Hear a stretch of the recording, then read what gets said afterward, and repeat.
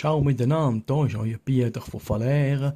Und dann ist ein Bus mit 30 Nonnen von einer Klippe gestürzt, alle ins Gras reingebissen, oder? Dann im Himmel angekommen, der Petrus gesagt zu den Schwestern, bevor ihr alle da durch die Himmelstore durchlasst, dann muss ich für jeden von euch eine Frage stellen, oder?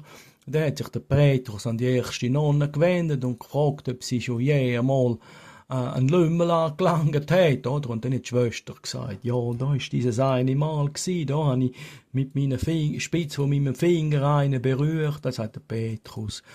Ja, das ist in Ordnung, Schwester. Ich tauche jetzt die Fingerspitzen oder mit kleinen Finger in Weihwasser und dann darfst du eintreten.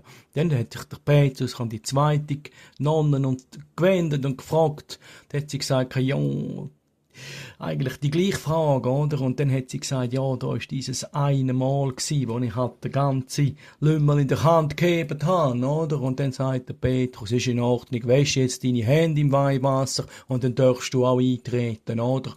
Plötzlich hat es Lärm gegeben und es Gedränge von hinten, oder?